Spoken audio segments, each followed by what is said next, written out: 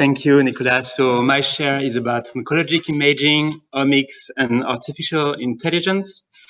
So in a few years, I've moved from a research on conventional imaging, biomarkers, to radiomics and artificial intelligence. It may seem a great shift, but there is logic in this. My initial research topic was to identify biomarkers of breast cancer response to chemotherapy, focusing on imaging. But we demonstrate that the combination of imaging and biological biomarkers was the best way to accurately predict response to treatment.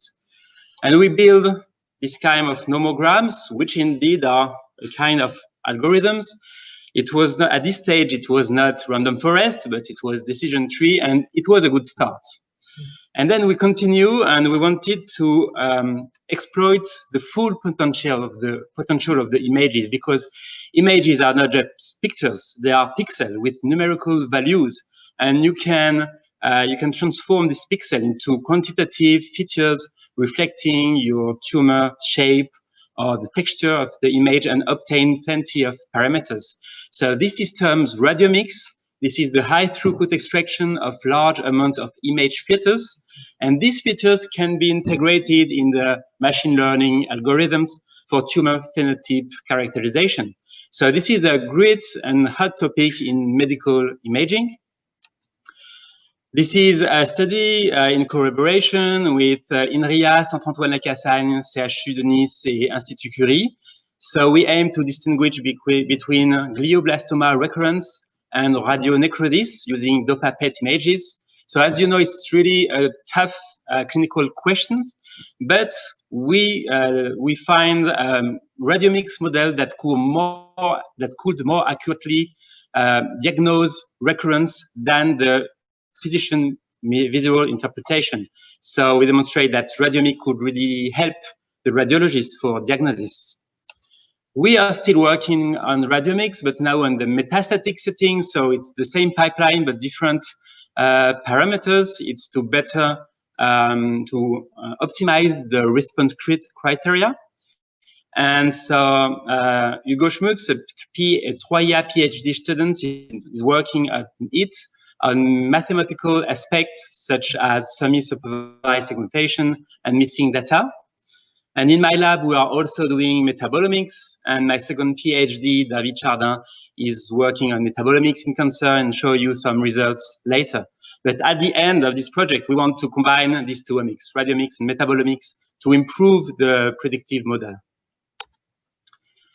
We also are beginning to work on deep radiomics. Deep radiomics is deep learning algorithms applied on medical images. So these are K algorithms for some tasks, such as image classification. For example, if you want with the baseline PET classify patients with good prognosis and those with bad prognosis, there are really K algorithms, but the big issue is that we need a huge amount of PET exams, more than 1,000 of exams. And so you cannot do it by your own. You need collaboration, multi-subject collaboration. And it's not always easy because you have the privacy issues, and you have also sharing, which is not always in our medical DNA. To share image can be difficult. I know it. And so that's why we are working with on this great collaborative project which is beginning on federated learning. So on one hand, you have the project of Marco Lorenzi with the federated architecture and platform, and on the other end you have the Unicancer Federation, which gathers together 18 comprehensive cancer centers in France. So it's a huge number of patients, a huge number of data. For example, in this federation, there are around 100,000 oncologic PET-CT exams performed each year, but the data are stored in the different hospitals. So we have still the problem of sharing.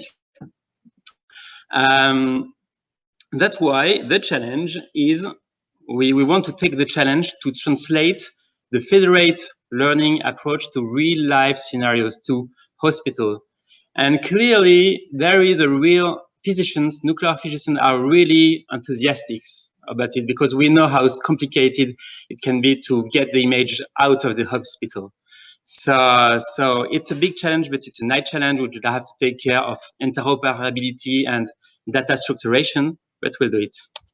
My last slide is about education, because there is also great interest of students, medical students, and this is a master course that is proposed since this year to medical students. It's a collaboration between the faculties of medicine of Nice and Caen about artificial intelligence applied to clinical imaging.